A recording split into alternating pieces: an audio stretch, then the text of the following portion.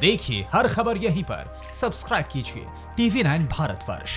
यासिर जिलानी साहब, असदुद्दीन ओवैसी के बारे में बोलने से क्यों कतरा जाते हैं? क्या है वजह, क्या है, किस बात का अंदेशा होता है? दिल से स्वागत है। आप बताइए आप जिलानी साहब। पत्रकार हमारे खुशी की बात है।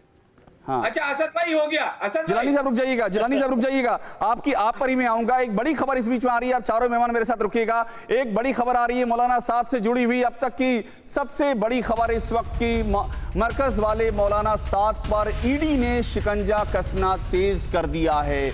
मौलाना साद को समन से पहले ईडी ने साद के 5 करीबियों से पूछताछ की है। मरकज के लिए पैसा कहां से आता है, कौन फंडिंग संभालता है, ये पैसा कहां रखा जाता है, ईडी इस सब की जांच कर रहा है। और इस बीच ये बड़ा खुलासा हुआ है कि मौलाना को विदेशों से खूब फंडिंग होती थी।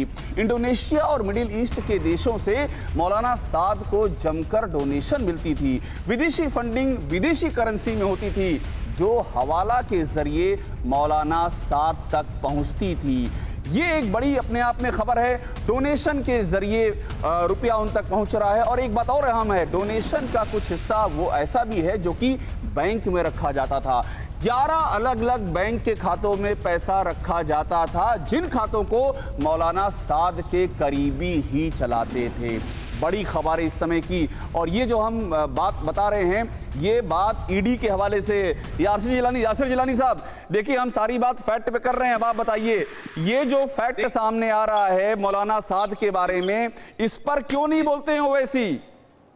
देखिए मैं अभिषेक भाई, क्योंकि अब्बास भाई और मुफ्ती नदीम साहब हमारे मुस्लिम जो मुहज्जब माशरा है उससे आते हैं, बड़े प्रोग्रेसिव सोच के ये लोग हैं। लेकिन मुझे हैरानी हो जाती है, मैं खुद सोचने पे मजबूर हो जाता हूं कि इतने मुहज्जब माशरे, इतनी प्रोग्रेसिव सोच, और आप एक आदमी के नाम का मतलब शेर बता रहे हैं, लेकिन उस शेर की करतूतों को तो आपको सामने रखना होगा। वो कब इंसाफ की बात करते हैं, वो जब भी अपनी जबान खोलते हैं वो वैसी वो जहर उगलते हैं।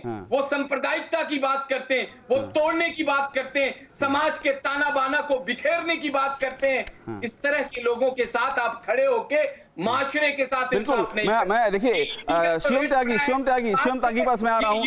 यासिर साहब आपकी बात समझ गया हूँ। शिवम त्यागी पास आ रहा हूँ, अब्बास साहब आ रहा हूँ। लेकिन नदीमुद्दीन साहब, आप शेर की जो बात कह रहे हैं, ये मेरा भी सवाल है, बड़ा ही वाजिब सवाल है जो यासिर जिलानी उठा रहे हैं।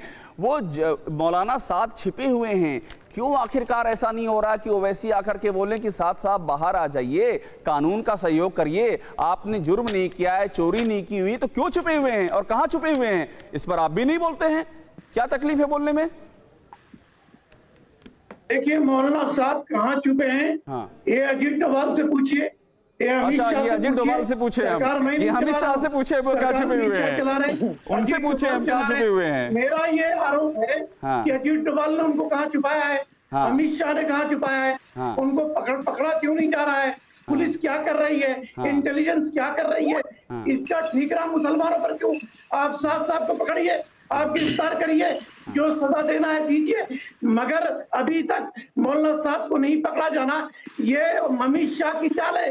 क्यों अमित शाह गृह मंत्री क्या कर रहे हैं? अड़ी सोमवार से शुक्रवार शाम 6 बजे सिर्फ TV9 भारतवर्ष पर।